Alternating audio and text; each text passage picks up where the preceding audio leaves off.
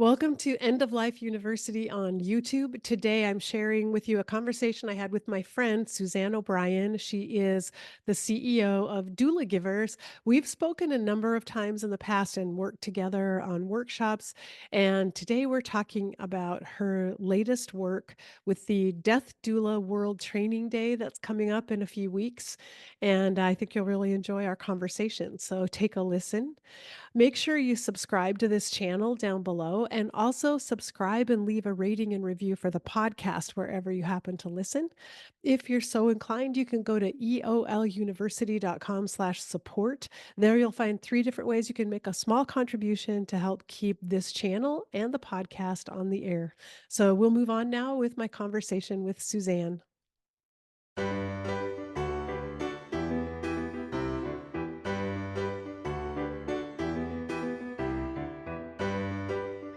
Today, I'm so happy to welcome back to the podcast my friend Suzanne O'Brien.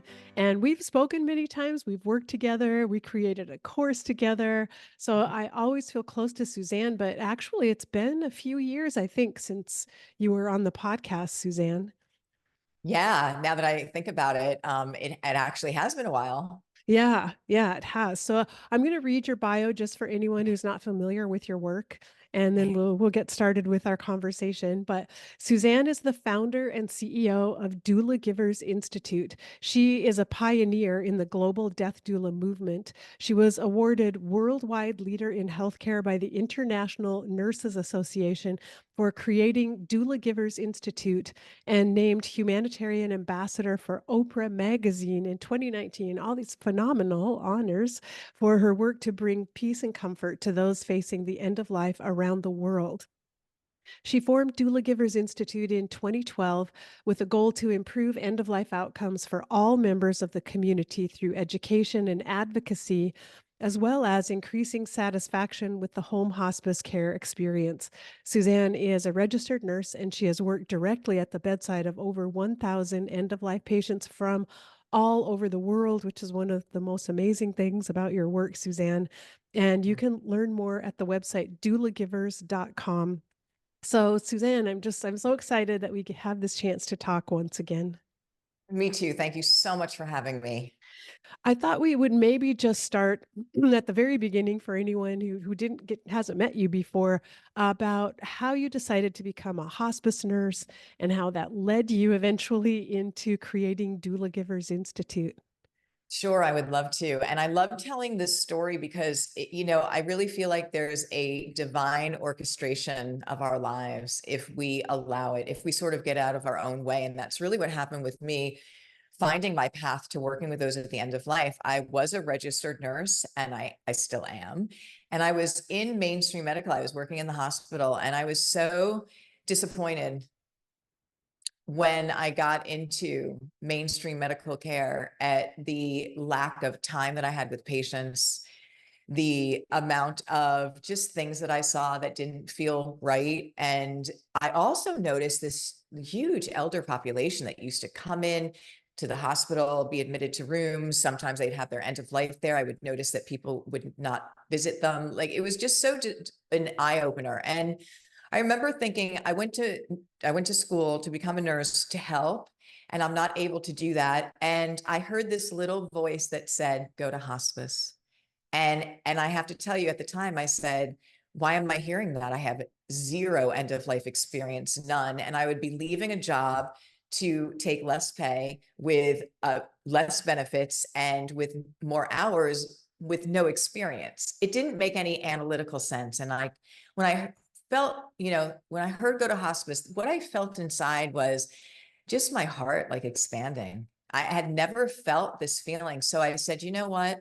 I haven't figured it out by now. I'm taking all the advice, I'm doing all the things, and I just know there's more. I'm just going to follow what this is. I don't know what it is, but I'm just going to follow it and see what it is. And the first day I went out to see hospice patients, I was in the exact place. I knew it. It was like a piece of puzzle. I was in the exact place I was supposed to be in my life. And it was like breathing air for the first time. It was amazing. And at that moment, I literally said, I'm never going to make another decision other than what do I feel? What do I know I'm supposed to be doing now? What do I think? But what do I feel? And it's just led me on this unbelievable journey of being able to work with people around the world in this sacred space of end of life and life, because they're not exclusive of one another. That's such a beautiful story, and you probably know from hearing my story, I Yes. too heard a voice that led me to hospice and Yep. was the best. Following that intuition was the best thing I ever could have done, completely changed everything for me. And so I think you and I both are big believers in that, in learning how to Yes. listen to those little nudges and the little hints of guidance that we get all along. Absolutely. And then when I was working in hospice, I was so happy there, but I was coming up with end of life, one patient after the next, not going as well as I know it could have. And so it baffled me because I did grow up in a medical family, so I was aware of end of life and illness from a young age, because children are, and I didn't realize that when we got into this space, especially working in hospice care, which is end of life care, that it would still be so dysfunctional. And people would say to me, I'd come in as a hospice nurse and they'd say, "Don't tell my mom she's dying." And I'd go in to see the mother, and the mother would say, "Don't tell my daughter I'm dying." And for me, I was thinking, okay, so how do we make this better, right? Because people were having end of lives, they weren't going well, and families were left with all of this heavy trauma and grief and all of it. And the concept of hospice, which I don't think a lot of people even understand what hospice, which is a beautiful model of care, what they do, but what they also don't do, because we don't talk about end of life. So when they find out that hospice isn't there every day or isn't there all day long, they're in it already, and it's a little late. But the real thing that I think is what's moving the needle for the work that we do now is that the hospice model is that the hospice nurse comes in, is supposed to manage, assess the patient, manage the care plan. But I'm, as the hospice nurse, supposed to teach the loved ones how to do the care. And there's a huge gap there because sometimes, again, I was there for 1 hour once a week if my patient was stable. The fear of death, the late time that people come on hospice, and families don't know the first thing usually about how to care for somebody at the end of life is not allowing us to have the opportunity to have good end of lives right now. So I knew we had to do something more. I developed a training based on that model that I'm supposed to teach the family. And I remember knocking on the CEO door of hospice. I had never talked to him before, by the way. I'd only seen him in the hallways walking on a Monday, but I knew that we had to do something. And he graciously said, "Sure, come on in." I told him this idea. I gave him the training, and he said, "This is great. We can't do it." I said, "Why?" He goes, "We won't get reimbursed for it. So it doesn't fit in the reimbursement insurance structure." And finally, after being frustrated with him saying that, I said, "Well, how much is it?" At the time, it was like $166 a day that somebody, the hospice gets paid a daily per diem for that patient to be on hospice services. And I said, "Oh, keep your money. I'll just go offer it at the library for free." And I did. I booked the library on a Saturday, and guess what happened? Like, there wasn't a seat left. And then I put Mhm. it online, and then people started joining from all over the world because we're all touched by this in our humanity. And here we are, you know, decades later, but still with that same training that we do every month, and that's our main outreach. Yeah. I think it is part of our caregiving crisis in our country, though, that every day families are sent home with a loved one, whether they're on hospice or something else, with not the slightest bit of training. How do you give someone medication? How do you take care of them physically? But even more, as you say, how do you have conversations about death and dying? How do you Yeah. talk about someone's last wishes or finding meaning for their life? No one knows that.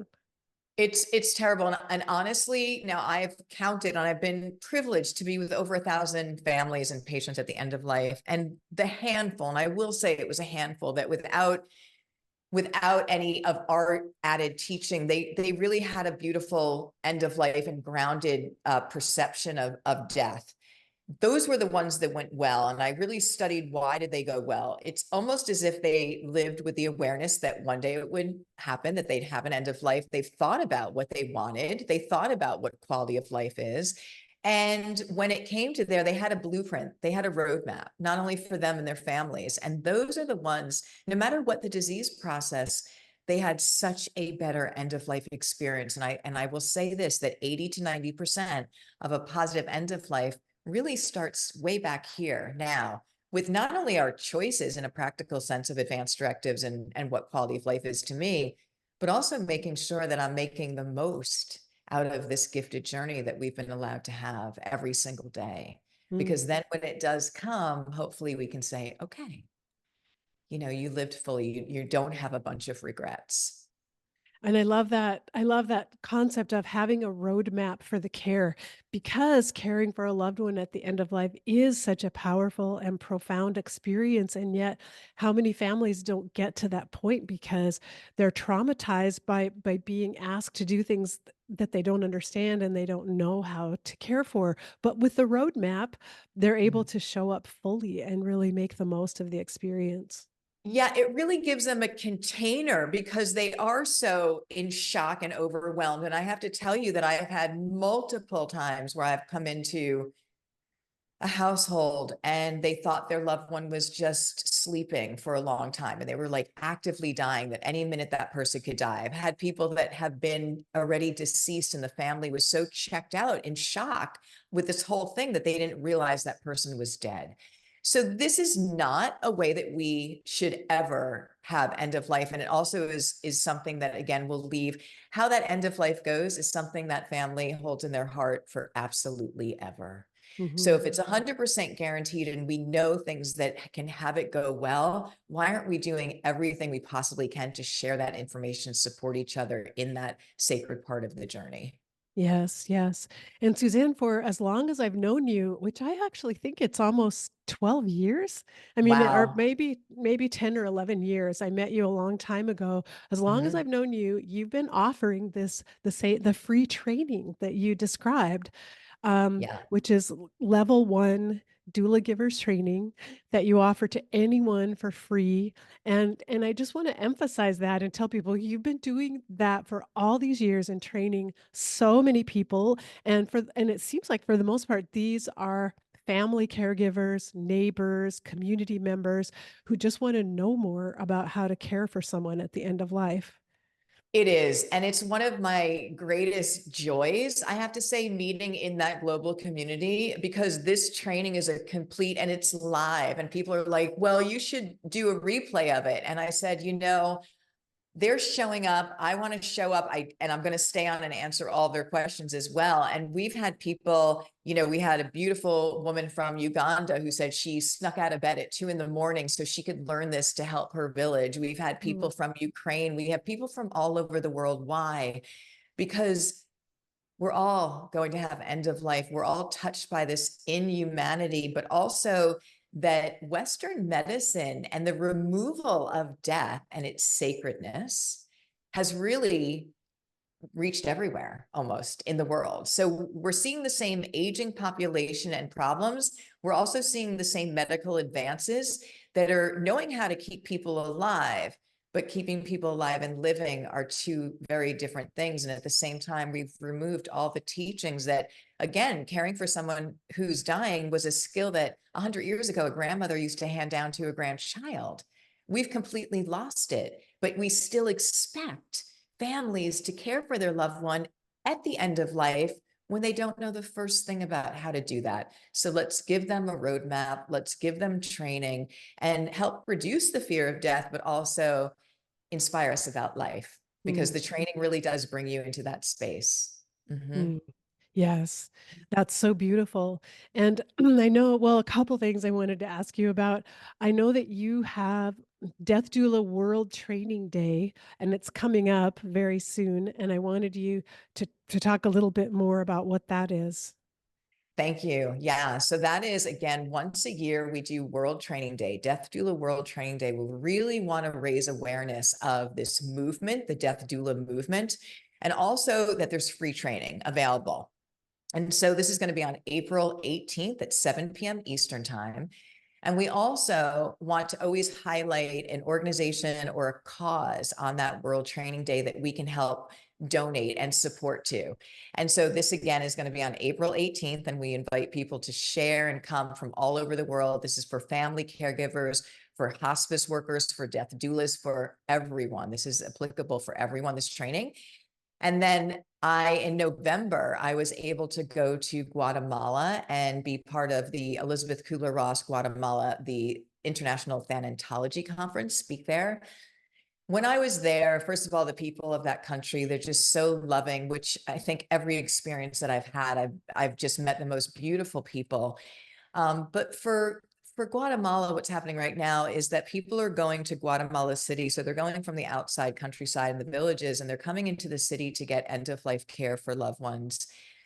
And because they don't have money or funds, they're sleeping in the street. And a lot of times, because the crime rate is very high, that they're having issues with being robbed and things of that nature. So Elizabeth Kubler-Ross Guatemala, they put together these respite houses that they're building from the ground up, literally, that have cots in them that are going to be a safe haven for people to come in and stay for free.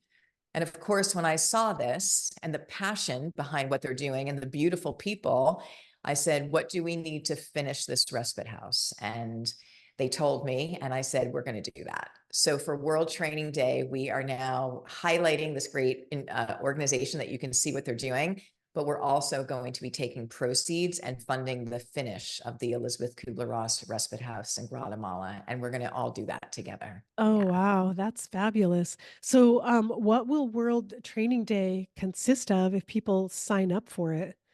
So it's going to be the 90-minute death doula training. So you're going to get that. So we're going to start out with a bit more about the world connection that we all have.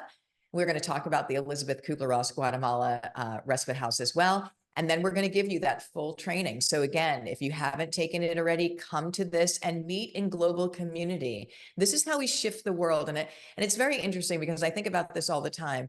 Our world, as we know, is going through a lot of growing pains. That's putting it mildly. And it's really through learning about death and bringing the awareness back of end of life that we are going to change life for all of us. Because, we're all kind of pointing fingers and doing these different things. And the equalizer in humanity is that no matter who we are, how much money, what you look like, what degrees, all of us are so much more similar than different. And all of us will be touched by this. We all are touched by life as well. And it's time to bring back that compassion and presence and non-judgment with each other, which we learn at the end of life. That's how we're going to heal the world as well. So is it ironic that we're doing it through end of life, this whole thing? Sometimes I say yes, but then I say, of course not, because it's all part of the whole. So we invite everyone to come, but then you're going to walk away having those empowered tools, not only to care for someone at the end of life, but, and this surprised me, Karen, how many people wrote in who took that 90-minute training and said it healed their grief. Mm. And we're talking about grief of parents 30 years ago, 40 years ago, a mother who had their child have their end of life. And that really surprised me, but I was so grateful for that. So I think, again, it brings back the natural sacredness of the journey. And we also will share what end of life patients say, which I think is completely healing because they're not trying to sell you anything. It's like through the mouths of babes. It changes our relationship with death. And for something that's 100% guaranteed, we're not going to change that we're all going to have an end of life, but we can change the perception and the energetic attachment we have to it. And Mm. so bringing it back here in World Training Days, bring us all together in that sacred space. And that's one of the things I appreciate so much about you is that you do have a global perspective because you've traveled and you have seen other countries and cultures. And sometimes we may wonder, we're sitting here in our own little community looking at the issues we have and may not be so aware that, as you said, these are issues everywhere for all humans. It's part of our humanity Yes. to struggle with death and dying and to figure out how to be with our loved ones who are at the end of life. Yes, absolutely. And, when it was in 2012, I did a volunteer hospice mission to Zimbabwe, Africa. And it was really on that trip working with people. I think the average age of a woman there was 47. There were 7-year-old children taking care of dying parents. And of course, they didn't have the medical, all of the things that we have in medicine, but also medicines themselves there. But what they were doing was taking a neighbor and training them to sit with the neighbor that was dying and their family and hold that space like a doula. And I saw the effectiveness of really just the energetic holding the space, but knowing the physiology of end of life so that she could share what was happening, make suggestions, and just knowing that that was a natural part of the end of life process, not to be afraid. But for the duration, like a birthing doula, but for the other end of life. And I thought, of course, that's it. That, presence is our most powerful medicine we have to give. And we're not doing that. We're running this way and that way. Let's bring back that awareness. And then, of course, we are privileged to have medicines and things that we can have to control symptoms, but crediting this beautiful community of Zimbabwe with teaching me Mhm. one of the most valuable lessons about how to give end of life care and bringing it back and really developing out that concept of that doula at the end of life. It's such a beautiful story when you talked before about the synchronicities and how things come together that unbeknownst to you, this trip to Zimbabwe would be such an inspiration for the work you're Yes. doing now.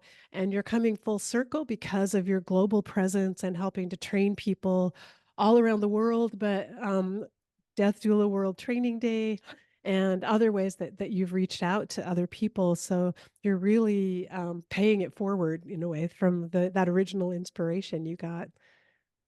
Yeah, I mean, well, thank you for that. It's just really, it's an honor to be in this space. And that's the other thing that we should say here, that any organization or community group or anyone around the world, if you are in need of training and support to build out your own programs, please let us know. We will help you do that because that's what we're here for. Yeah.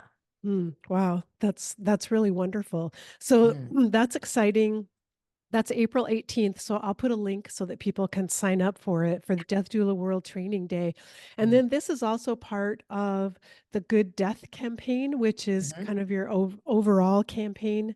And so tell us a little bit more about that.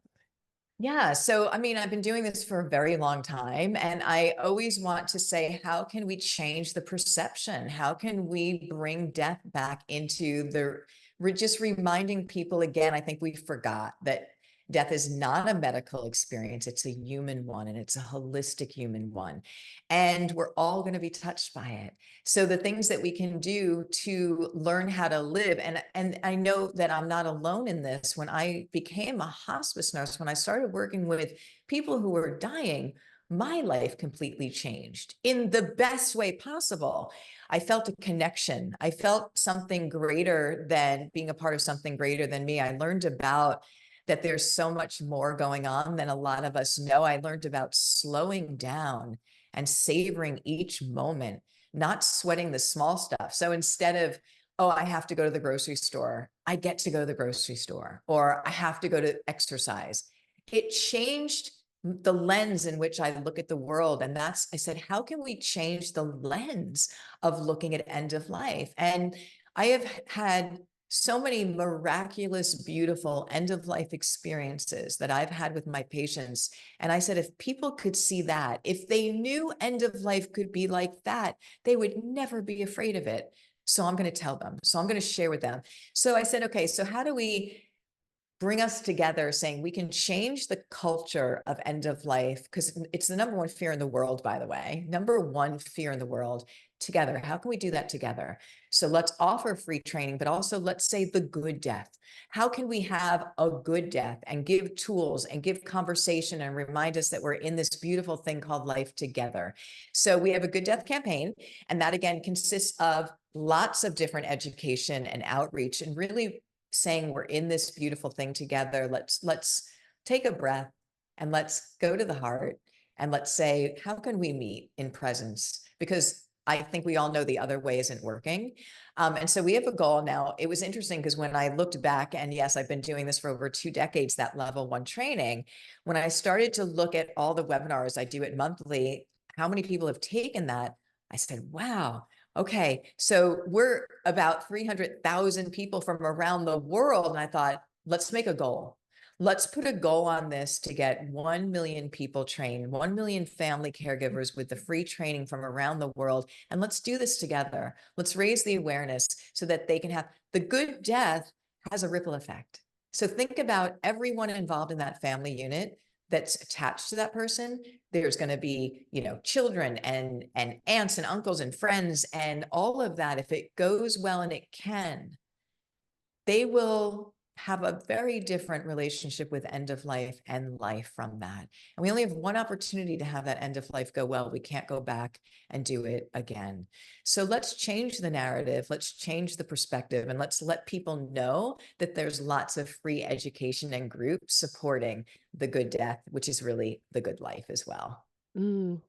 I absolutely love that, and I really love that you had the courage to set a goal of 1,000,000 people trained, and I think there's something so powerful when we create an intention like that and actually put a stake in the ground and say, "This is what I'm working toward. I Yeah. want 1,000,000 people to be trained," because Yeah. sometimes, I mean, it helps us have a real focus and, like, gathers our energy together toward that goal, and I think that's so powerful. I agree. And I'm saying, if I looked back and I said, we have these beautiful numbers and people that are all coming together, we can get to 1,000,000. We can do it together. And that's how you make change. So I know we can do it. Maybe we can put the goal for like 2030. I think we can do it earlier, but that's still that is still a good time for it. But I know it's attainable, and it is a thing that we're all going to do together. So maybe we'll put in that in our intention right now that we are going to hit that goal by 2030, maybe earlier. But if you think about it, there are billions of people, 7 billion people in the world. Every single one of us is going to have an end of life with ourselves and our families. So, and this is free. So let's share it and let's change the world. And I love what you said about the ripple effect, because I think I read somewhere, you know, every death affects at least 30 people in the immediate circle around that person. And if Yeah. you're creating the good death and helping people have a positive experience, for if 1,000,000 people trained means 30,000,000 people who are having this more positive experience around end of life. I really love that. And just to add to that, the children. So the next generation, because what I have seen with a lot of people today with the very dysfunctional relationship with death that we have and the fear that's there, is they tell me that when they were a child, they weren't allowed to see somebody at the end of life. And I've had multiple people whose parents have died when they were younger, not even knowing their parent was ill. So this set them up. And I know that everyone meant to do the right thing, but what it did was it did the opposite. It created this fear around, because children will take their cues from us. One of the best things we can do for our children, who, by the way, are the little masters and so wise, right? Is allow them age appropriately to understand that death is a natural part of the life cycle. Their pets will die, grandparents will die. The earlier we do that in the healthiest way, the better set up they are for many things in life. And so that's the shift I think that we're going to see in that next generation coming about, and hopefully for generations to come. So that is a gift that keeps giving. Yes, absolutely.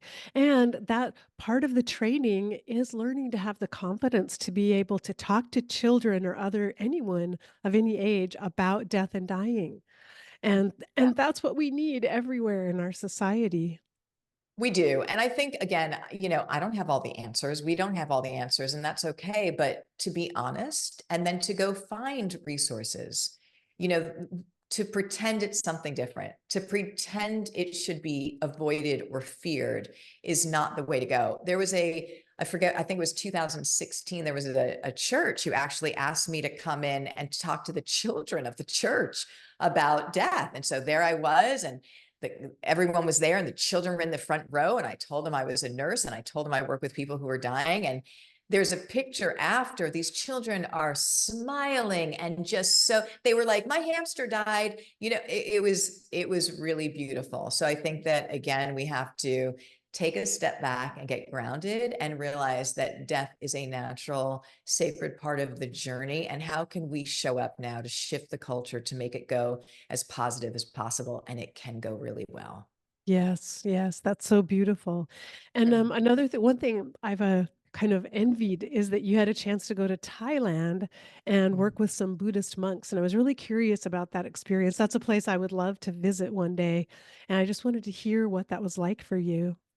So yeah. So once again, I really want to stress, and I think this like what I call like a doula giver's pearl, or something that I really hope that people hear and take in, is that following your heart guidance and following, because there's going to be moments in our lives that are presented to us that when we say yes to them, they change the trajectory of our entire journey. But I also want to tell you that those moments usually require, maybe I should say not usually, will probably always require you to step out into faith, to follow what is being, what I call inspiration, inspired guidance. And Thailand was one of them. So I had a woman who took the level 1 training. She wrote me a beautiful email after it of how much she learned. And she told me about all the volunteer work she was doing in Thailand. And again, just an inspiration. I said, I'd like to give you the full certification for free because you're doing such great services. And she couldn't believe that. She took it and she just emailed me what she had learned. It changed her life. We jumped on a Zoom one day. And here I am, because sometimes words come out before I even like process them. And that's an okay thing because I learned to just trust in all of it. And I said, if you ever want me to come to Thailand and do some free trainings, I'd be happy to do that. And she said, really? And the next thing you knew, that we had talked, and we decided March 2019 that I would go, and she was setting up some trainings. Now, I had never met her in person, by the way. And all of a sudden, I have a month-long trip that I have booked in Thailand. And I'm so glad that I didn't know how many trainings she was adding, because I would have said, there's no way I can do them. 14 trainings all over the country of Thailand, March 19th. It was one of the best experiences of my entire life. So I also want people to know that I feel that most of the beautiful experiences you will have in your life come from a place of just being of service, of just giving without really any, I mean, just giving, just, saying, I'm going to show up and do that. And so, yes, there was the Buddhist monks were incredible. So they are monks that do end of life care over there. And it was over 100 people in this hospital. It was very, very intense. I did not realize that over there, Buddhist monks are really revered as like gods over there. And so they kind of were in their own section. And for 2 days, we did the full Doulagivers training. And what they said they learned, what they shared with me about the heart, and just, it doesn't matter who we are, what labels we carry, we're in this together, and we can all learn, all of us, the tools of how to care for people. And now they're using it in their hospital. They're taking care of people. And I can't wait to go back and to actually see the Doulagivers training and what they're doing with it now. So it is such a small world that we are in, but yes, one of the greatest experiences that I've ever had. And I encourage everyone to travel, to just go meet people, and to definitely go to Thailand if you Mm. can. I love your pearls of wisdom. First of all, like listening to the intuition that you get and not being afraid to step up even when it doesn't seem fully rational, even when your rational mind is saying, Yeah. I don't know if this makes sense. I don't know if this is the right thing, but following it anyway, and then being willing to be of service. And so you may not have a clue, how will this benefit me, or what will I take away from it, but focusing more on what will I bring and what can I give to other people. I think that's the magic of life. I honestly do. I think that, again, you're going to be given opportunities that come in. And if you let your heart lead the way and just say yes, and do not think about the outcome or attachment or what, don't do that. Just say, oh, I am right here. I'm meeting right here. I think that's where all of the magic in this life happens, and just it starts to unfold. If you would have told me from the day that I was a hospice nurse that I'd ever be anything different, I really probably wouldn't have believed you, because I knew that I was supposed to be there, but I kept hearing, teach, you have to do, like, you have to do more. And I knew from that feeling of that very first yes to follow my heart to hospice that my hands are off the wheel. I will just keep saying yes to what's presented. If it feels really aligned with my heart, then it's a yes for me. Yeah. Mm. Yes, I love that so much. And I Mhm. I wanted to mention that while the training we've been talking about is the free, like, level 1 training, you do offer additional trainings for someone who wants to go on and become a fully trained doula to work with others. Absolutely. Yeah. So if you are called to this space, there is such a need for this now because we have, I mean, just in the United States alone, we have 76 million people over the age of 65. At the same time, we have a fragmented healthcare system. And we also know that when there's a huge need at once, what we saw with COVID, it breaks. So the good news again is bringing the awareness first and foremost that death is not a medical experience. It's not to be fixed. It's to be supported and guided. So now you have an aging population. You have people that need planning ahead help. You have people that need help at the end of life, creating that sacred space and guiding families, just like that birthing doula. So for the duration of the journey. So yes, if people are called to this space that want to be professional doula givers, death doulas, we do have that available as well. And I love that there are so many different levels at which a doula could interact with people, depending on what you feel called to do or inspired to do. And I know I read something about the idea of teledoulas, which I think that's really important in our world, that we have doulas who are comfortable meeting with people like this over Zoom and being able to talk with people too. I was doing teledoula before COVID, and it's because a few things. Number one is that we don't have doulas everywhere. But number two, families don't always want another physical person there. So a lot of the times you're working with that main caregiver, and it can be highly effective to do that through technology and ways to, give them guidance, which is not interrupting the rest of the dynamic. Again, we're kind of rushing in at the end right now for the most part, and there's a lot of emotion for everybody. And so sometimes, there's just another person added, too much going on. You can guide people so effectively with teledoula and technology, and that is such an exciting thing. And so, yeah, there's the sky's the limit for the support that we can give one another in this world and all over the world. And especially given our statistics here in the US of rural areas of the country that have no hospice, they have Right. no one trained in end of life care. And to think to be able to bring someone in using technology, I mean, that could change everything for those small little communities. It does change everything, so let's utilize it. And that's the exciting thing. Sometimes we get, okay, technology, and, we've gotten so far away from being together, although there are huge benefits, obviously, to technology. So let's use it for things like this that can make a huge difference in the world. Yeah, definitely. And one idea that I heard someone mention is the idea of dementia doulas, doulas that are trained to be with people with dementia and their families, and then also doulas who are trained and who maybe specialize in medical aid in dying for those patients and families who want to pursue that. Okay, so I phrase it like death is having a rebirth. And with that, there's so many new things coming about. And I think it's really wonderful that doulas, doula givers are staying at the forefront of what those things are. Because just like you said, we have a huge population with dementia. And that is something that families deal with for, 10 years, maybe even longer, even before they become end of life. That's intense. You've got medical aid in dying. There's a whole movement going on with that. I don't want to, we could do a whole podcast on that, but yes, there are some doulas with states that where it's legal that are able to be that support system. Now, I want to just preface that and say that I want our doulas to have all the education that I educate in our doula givers to make sure that they can then give that information to families and patients so the family and patient can make the most informed, subjective decision for themselves. Because if you study medical aid in dying, and I'm not saying yes or no, or it's right or wrong, because this is a personal decision, but when people have said why they chose that, and I understand they don't want to be in pain, they don't want to lose control, those things are very, very important to understand, but to also address for all people. So maybe they don't have to take that if there's other ways that they can be ensured that their pain would be controlled. So I think it just has a discussion around it. But yes, there's doulas that are specializing. And also VSED is a big one, I think, coming about.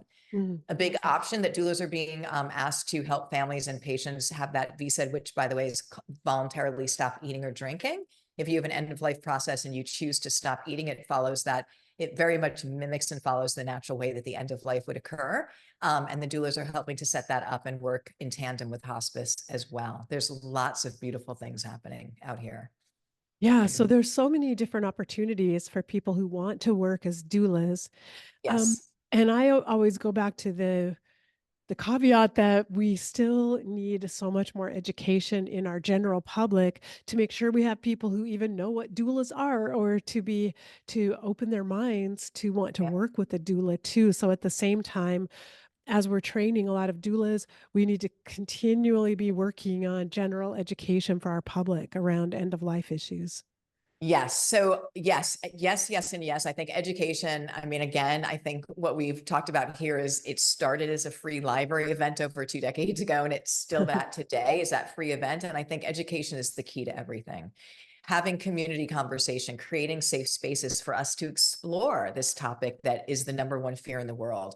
So we really suggest to our graduates to go host death cafes in their local, or a life cafe if they are too, or if their library doesn't want to do a death cafe, although it's a beautiful thing, is to host those monthly events where you invite community to just come in and have conversation, get their questions answered, and then it really does have a ripple effect from there. Yeah. Yes. Oh, yes. I think that's so Mhm, very important. mhm. Well, is there anything else you want to share with us? I love hearing some of the stories that you have to tell about patients you've worked with, and also any of the lessons you personally have learned from working with the dying. Yeah, I've learned so very much. So a few of them, and again, doula giver pearls, I kind of like to say that because I think that these are like these universal lessons that can change your life if you are ready to receive it and if you learn to live in that way. And so one is that we have our heart guidance, our higher mind, our soul self, if you would call it that, and then we have the human part of us, right? And most of us aren't aware that there's really that too. And I think that when we learn to quiet the chatter of the human ego mind, which is busy and frenetic and stressful, and listen to that quiet, still voice that we have, what is it saying? And then what I call that inspired guidance, that it's going to give you. And then it's up to us. We have free will in this journey, is to take inspired action. And I think that that's where most people shut down, is that you may get an inspired guidance that says, do this, or why don't you go do that?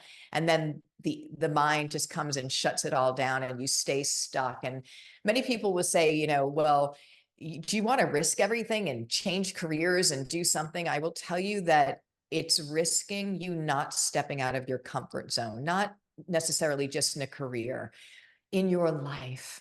Where the magic happens is outside, where you can't see where it's going, but you're flowing and you're feeling and you're following your heart. That is where the magic happens. The #1 regret of the dying, it's not the fear. So I want to give you a personal take on this. They say death is the #1 fear, and I do understand that. For the people that I've been with at the end of life, it wasn't so much the fear of death. It was that their time was up now and they didn't live. They knew they were here to live a life and they didn't do it. They thought, I have more time, I'll get to that. And now it was over. So that is what I don't want all of us to fall into, that space. I want you to take the trips. I want you to write the book. I want you to go outside and just marvel at nature. Just sit with it every day, because there's joy in every single day in the moments. And this is what end of life patients will teach us. So it has changed my life completely. And I think this is why I feel like this training, the #1, is just such a successful one, is because it not only teaches you the empowerment to care for somebody at the end of life, it is infused with bedside stories from those at the end of life, again, that will change your perception. And it's just telling you what they're saying, but it also shows you the heart and the mind guidance. And that, this is what I personally believe, is that we go on and on and on because of what I've seen, because of the things that I've experienced myself and what patients have shared with me. And if we knew that, wouldn't that change the way, again, that we look at end of life and the way that we look at life? So there's so much more going on here. And I just invite everyone to take a free training. It's 90 minutes, step into this space. And I promise you, if you give 90 minutes of your time, it'll be life changing. It could change your life. Mm. So true, and we're encouraging people to sign up for Death Doula World Training Day on April 18th. It's at 7 p.m. Eastern. But for anyone who can't make that training, there are other trainings, right? They can go to the Doula Givers website and learn about it. Yeah, so there's a whole free resource center that we've now put together. So you can go to doulagivers.com, and in that resource center, you have, an advanced directive document we've put together. You have, how to care for the caregiver, self-care. There's a lot of resources in that for free, all for free. So I encourage everyone to go check that out and to take whatever resonates with them. That's perfect. And I'll leave a link. There'll be a link for the website in general, but also specifically for World Training Day for anyone who wants to sign up and join us. I wanted to tell you, April 18th, that's my father's birthday, and you and I kind of connected because you know the story of my father, but that's his birthday, and I feel really thrilled that your World Training Day is on his birthday. That's very special to me. There's no accidents, No. Karen. How I, beautiful. Because your dad and your story like has had a big influence on me as well. I don't want to go again too far down, but it had a big influence on me helping more with veterans and knowing what we go through. And then you saw the birthing of, Quinn and what she's doing and how, just we blossom when we come together. And your dad is a big part of that, his beautiful story. So thank you for that. And I'm so happy to have this on his birthday. Yeah, Yeah, and how interesting. Yeah, it honors my dad in a way. And so absolutely. I'll be thinking of I'll be thinking of my dad on that day as the World Training Day is taking place. Yeah, I think we're going to do a special little something for that for him as well on it. So, Oh, how sweet. Oh, yeah, Suzanne, it's just such a joy and a pleasure to talk with you. I really loved everything that we've worked on together. We've had some great experiences, and hopefully there will be more for the future too.